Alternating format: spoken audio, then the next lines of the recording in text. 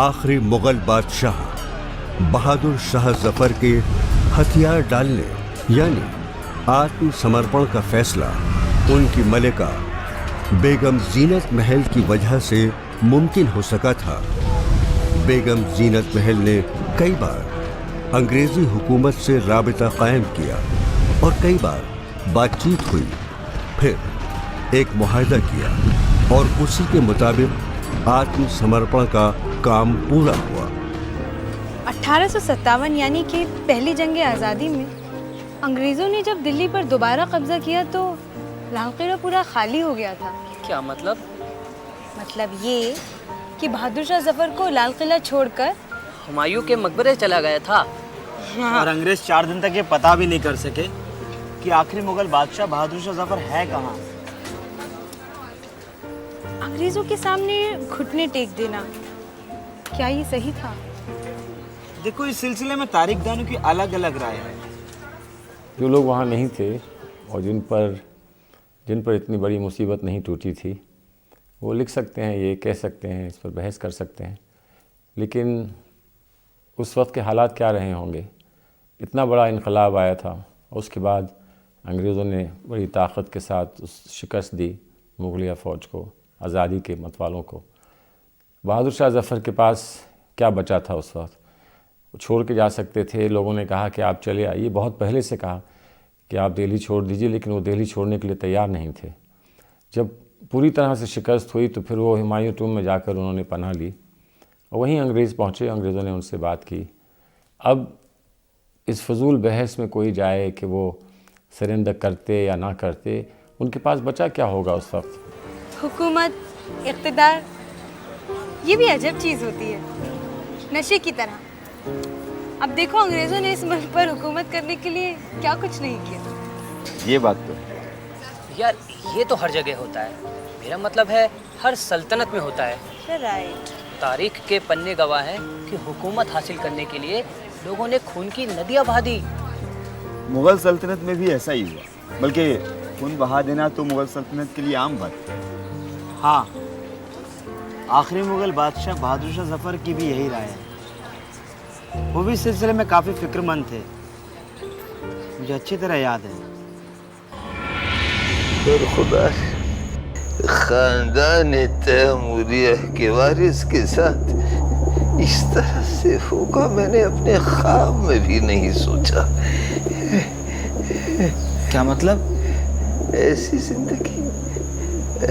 जिंदगी तो इक़्तिदार हासिल करने के लिए मुगल सल्तनत के बादशाहों को नसीब होती है, लेकिन मेरे साथ इस तरह से मरते हैं, आरज़ू में मरने की मौत आती है फिर नहीं आती, मौत आती है फिर नहीं आती।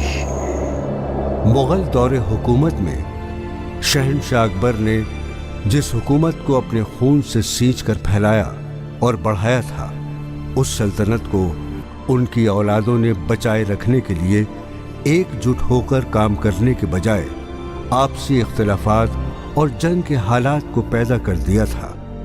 इसी वजह से अकबर के बाद के शहंशाहों की हुकूमतें कई जगहों पर कमज़ोर रहीं या फिर एक दूसरे के लिए शक का माहौल बना रहा। भाई ने भाई को अहमियत नहीं दी। बादशाह खुद घूम घूम कर अपनी हुकूमत की निगरानी करने लगा। हाँ, ये ज़रूर है कि अकबर ने मिलीजुली तहजीब की पहचान को बढ़ावा देने की कोशिश की। दूसरी तरफ जहांगीर ने ख़वातीन पर तवज्जो दी, हालांकि आवाम में एतराज़ का सिलसिला शुरू हो गया था। बरखुरदार, अब तुम किस सोच में पड़ गए हो? मैं कुछ भी नहीं सोच रहा। मैं तो आपकी बातों को सुनने का इंतजार कर रहा हूँ। नवाजिश नवाजिश। हाँ, यकीन मानिए मेरी बात का।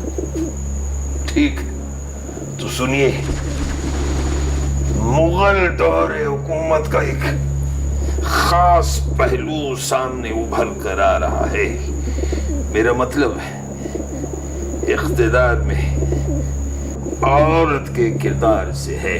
अब उलमाओं ने इस चीज को दिल से पसंद नहीं किया, लेकिन जब उनके मफादात इख्तिदार से जुड़े तो उन्होंने औरतों के उस किरदार का बखूबी साथ निभाया। अच्छा, उसके बाद क्या हुआ? जहांगीर के दौरे हुकूमत में हुकूमत और इंतजामी पर नूर जहां के असरात को देखा जा सकता है। और अगर इस सिलसिले में आगे बढ़े तो सबसे अहम किरदार बेगम जीनत महल का भी था। उनकी एक ही आरज़ू थी, एक ही कोशिश थी कि किसी भी तरह से अंग्रेजों के साथ एक ताल्लुक कायम हो जाए और फिर उनकी औलाद को अंग्रेजों की मदद से इख्तिदार हासिल हो जाए। अंग्रेजों की मदद से उनकी औलाद को इख्तिदार हासिल हो जाए।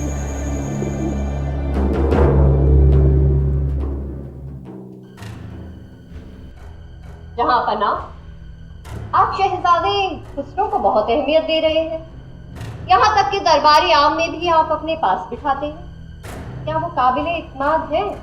मलका आलिया, अगर पर्दा और दूसरी पाबंदियां ना होती तो आप भी हमारे साथ बैठे। उनके हौसले बहुत बढ़ गए हैं। आपने तो अपने खुर्रम तक को ज्यादा बर्दाश्त नहीं किया था, और फिर खुसरो तो बहुत सी नाकाबिले माफी आजादियों का इस्तेमाल कर रहे हैं।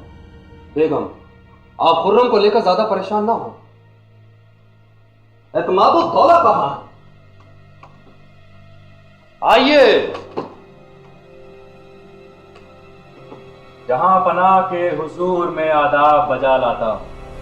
आइए मेहरबान एतमादुद्दौला, और हमें बताइए कि कंधार में क्या क्या वाकयात हुए।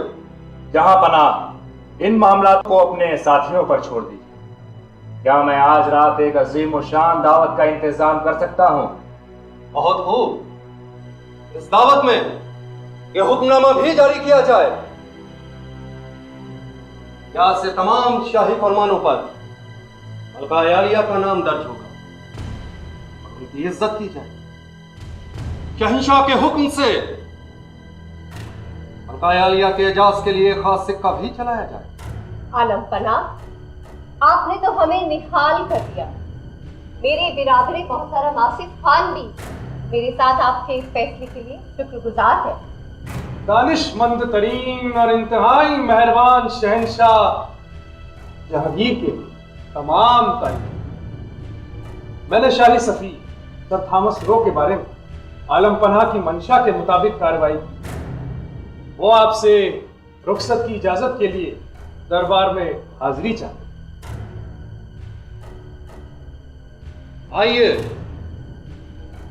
आलम पनाह की खिदमत में आदाब बजा लाता हूं। अजीम बरतानिया के शाह जेम्स के लिए ये सिफ्सनामा अपने साथ ले जाइए। ये सिफ्सनामा दरबार में बावाज़े बुलंद पढ़ा जाए ताकि हमारी रियाया हमारे जज्बे से आगाह हो सके। जो हुक्म जहांपना, अपने खानदान के हकीकी वारिस हैं। हम आपको कभी फरामोश नहीं कर सकते।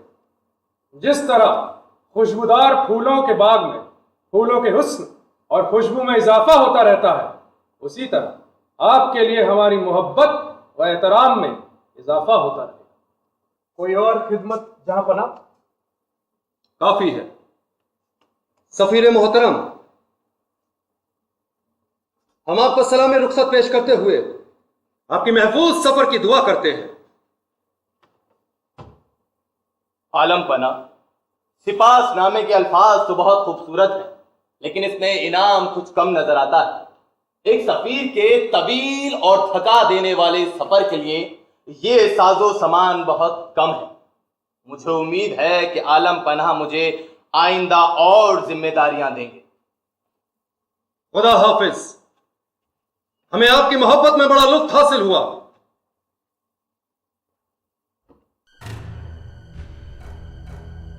ये शाह जेम्स के दरबार की वो सौगात है जो उन्होंने हमें पेश की है।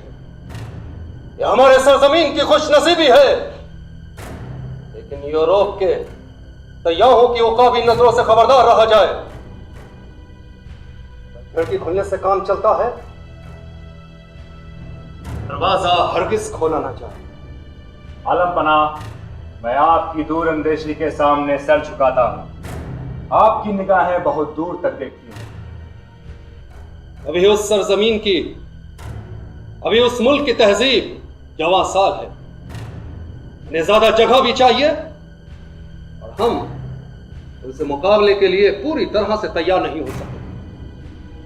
मुमकिन है कि उनके साथ टकराव की सूरत पैदा हो जाए। हम घोड़ों और हाथियों पर बैठकर जंग करते हैं और वो समुद्रों में तैरते हैं। हम आज भी उन लंबे चौड़े समुद्रों से खौफजदा रहते हैं। अब हमें कुछ देर के लिए तन्हा छोड़ दिया जाए। हम अपनी मलिका से कुछ खास मशवरा करना चाहते हैं।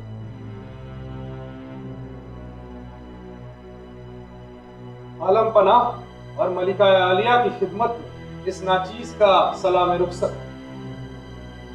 मेरी आरजू है कि मुझ पर हमेशा मेहरबान शहंशाह की सरपरस्ती है।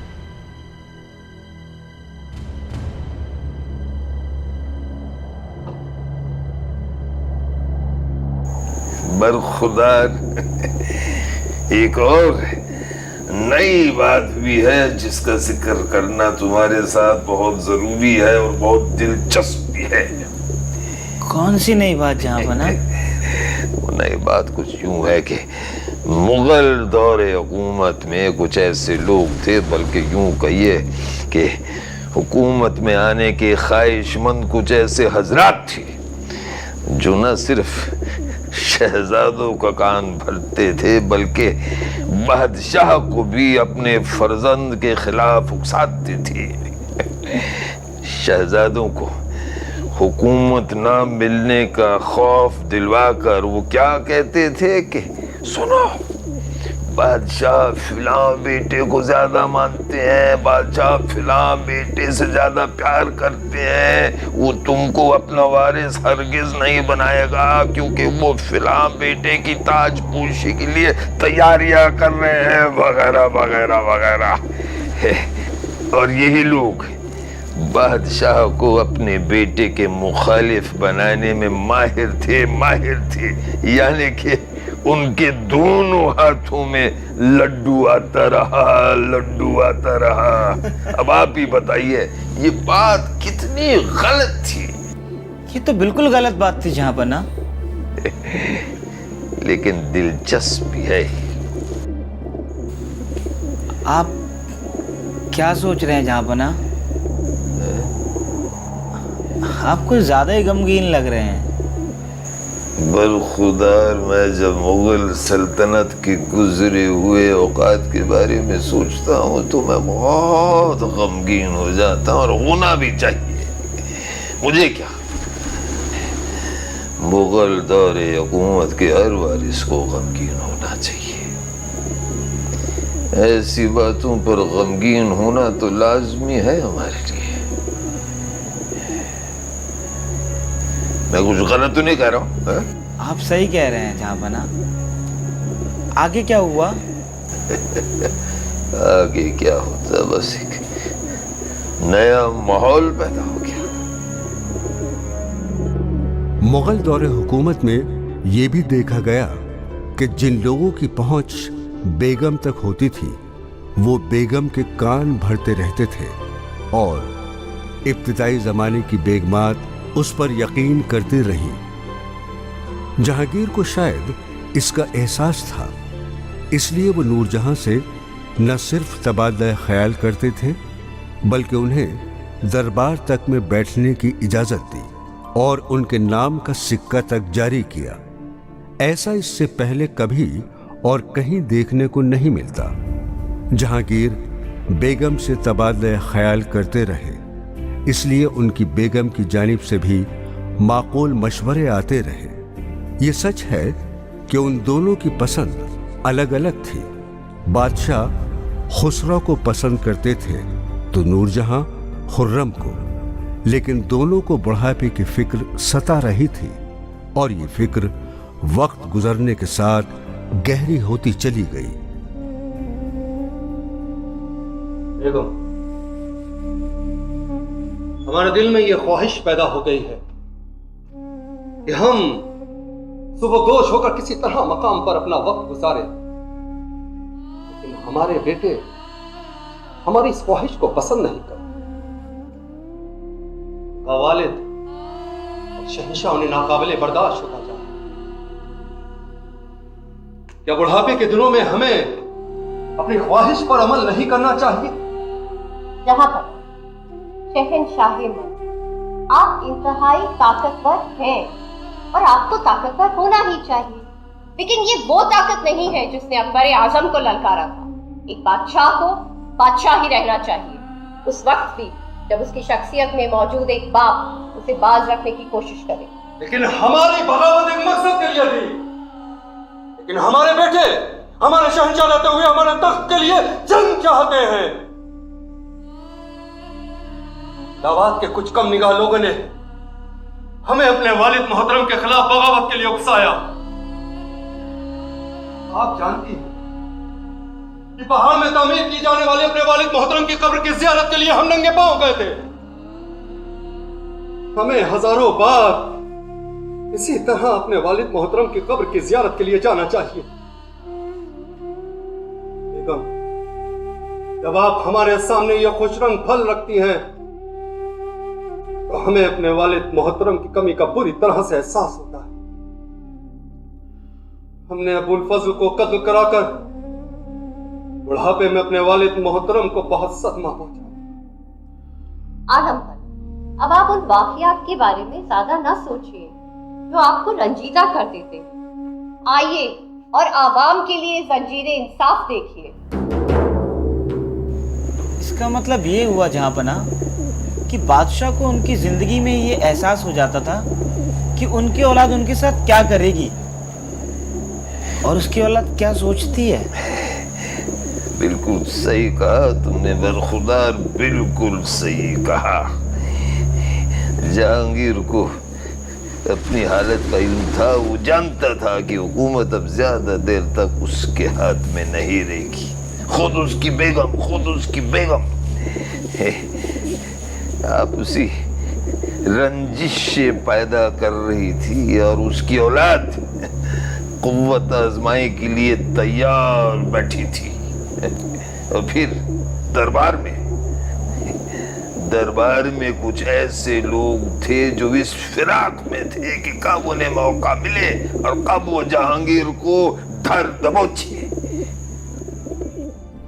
ऐसा नहीं है कि उनसे पहले ये खतरात नहीं हुआ करते थे। खुद जहांगीर ने भी अपने बाप के साथ कुछ ऐसा ही किया था। उसके बावजूद इन लोगों ने अंदरूनी ताकतों के साथ बाहरी ताकतों को भी ललकारा था और उसमें फतह भी पाई। शिवाजी जैसे सरदारों की शक्ल में मुगल सल्तनत को जबरदस्त मुखालफत का सामना भी करना पड़ा, लेकिन बहैसियत मजमूई मुगलों और उनकी शहंशाहियत को हिंदुस्तान में पूरी तरह तस्लीम कर लिया गया था। शिवाजी और औरंगजेब की फौजों के दरमियान जंग में मुगल फौज के राजपूत यानी हिंदू सरदारों ने शिवाजी के मुस्लिम सरदारों से डटकर लोहा लिया था। बाहरी ताकत के सर कुचलने के बाद अंदरूनी ताकतें खुद ब खुद अपना रास्ता अख्तियार कर लेती हैं और ऐसा ही जहांगीर के साथ हुआ। उन्होंने मुश्तरका तहजीब के साथ साथ उसके प्रचार का काम भी अपने सर लेने का वादा किया। क्या अब भी कोई इंसाफ में देरी की शिकायत कर सकता? इंतहाई कमजोर और बदहाल शख्स भी जंजीर को हिलाकर बादशाह को अपने रूबरू तलब कर सकता है, या फिर मलकाए आलिया को भी। तभी तारीफें अल्लाह के लिए है। आलम बना लोगों की लबों पर आपकी तारीफों के नगमे। सल्तनत के हर इलाके में आपकी फरियादी की दास्तानें बयां की जाती हैं। सूफी हजरात भी आपको खुद से ज्यादा करीब पाते हैं। लेकिन बेगम, हम तमाम मज़ाहिब के कट्टर सोच के लोगों से बाखूबी वाकिफ हैं। तमाम हुकूमत मज़ाहिब की बहिख्वाह होती है। तमाम मज़ाहिब की हिफाजत उसका फर्ज है। हम भी सिर्फ मुसलमानों के शहींशाह नहीं हैं। पुष्कर में लोग भगवान शिव की एक मूर्ति को नज्म करते हैं। उसके एक हाथ में इंसान की लाश और जंगली सुअर का कटा हुआ सर होता है। हमें मालूम नहीं कि हिंदू मजहब को किस कदर गलत चीजों से भर दिया गया है। इस तरह की तमाम रस्मों को खत्म कर दिया जाएगा। वाह, इसके लिए हमें अपनी गद्दी से ही क्यों ना हाथ धोना पड़े। लोग ये कहें कि शहंशाह जालिम है, तो हमें इसकी भी परवाह नहीं। आलम पना दक्कन में मुगल फौजों की कामयाबी और जंग का सुरखरू खात्मा आपके ताज में एक सुनहरे इफ्तिखार की हैसियत रखते हैं। लेकिन बेगम, ये कारनामा तना हमारा नहीं है। शहजादे खुर्रम की जहानत को भी कम न समझिए। उफ, फिर वही। मेरी बेगम, मेरी रूह, शहजादे के लिए आपकी मोहब्बत में यकीनन कमी आ गई है। क्या आप ही ने नहीं हमसे कहा था कि आप उनकी ताजपोशी होते हुए देखना चाहती हैं? लेकिन आपने उनके भाई खुसरो को उनकी तहवील में देकर बहुत ज्यादती की। अब हमें उनकी मौत की वजह कभी मालूम नहीं हो सकेगी। हमें मेहरबान होने के लिए सख्तगीर होना ही पड़ता है। खुसरो का जुर्म कई बार साबित हो चुका था। उसने हमारी जान लेने की कोशिश की, लेकिन हमने उसकी जान नहीं ली। लेकिन उसे अंधा कर दिया गया था। जहां पर खुसरो ने आपसे गद्दारी की और आपने उसके साथ सही इंसाफ किया, लेकिन क्या खुर्रम के साथ, जिसकी वफादारी वाज़ेह तौर पर मशकूक है, मुख्तलिफ किस्म का बर्ताव किया जाएगा? बेगम, आपने तो इस मामले को बेहद संगीन बना दिया है। ये सही है कि हम उन्हें अपने बेटों में सबसे ज्यादा अहमियत देते रहे। हमें इस बात का भी एतराफ है कि हमने खुर्रम के साथ जिस कदर खुशलूकी की है, दुनिया का कोई भी बादशाह अपने बेटे के साथ नहीं कर सकता था। वे मिर्जा शहरयार से हसद करते, वे शहजादे से लाडली बेगम की मंगनी पर भी आग बबूला हो रहे थे। मेरी बेटी के खिलाफ गुस्सा दरअसल मेरे खिलाफ गुस्सा है। अफसोस, मैंने एक सांप को दूध पिलाया। और आपकी भांजी मुमताज महल, उन्होंने भी तो उन्हें शह दी थी। बेगम, हम सब एक दूसरे के साथ अजीबो गरीब रिश्तों में उलझे हुए हैं। बहुत हो चुका। हम आपसे वादा करते हैं कि खुर्रम को सही रास्ते पर लाया जाएगा। हमें बताया गया है कि उनके शाह ईरान ने एक ताबेदार फरजंद बनी रहने को कहा था। पर आलम पना, आप बराहे करम खबरदार रहिए। सिर्फ खबरदार ही नहीं बेगम, अगर हमें अपने फर्ज को पहचानने वाले बेटे के खिलाफ जंग भी लड़नी पड़ी, हमें ऐसा करते हुए अफसोस तो होगा, लेकिन हम उसे फर्ज समझकर पूरी ईमानदारी के साथ निभाएंगे। हमें जानकर यह अफसोस हुआ, उसने हमारे कई वफादार खादिमों को गुमराह कर दिया। जब अपना ही सोना खोटा हो तो सुनार का क्या? हमें उम्मीद है कि हालात बेहतर हो जाएंगे, लेकिन अब आपको हालात को बेकाबू नहीं होने देना है और उसके लिए आपको मुसलसल कोशिश करते रहना होगा।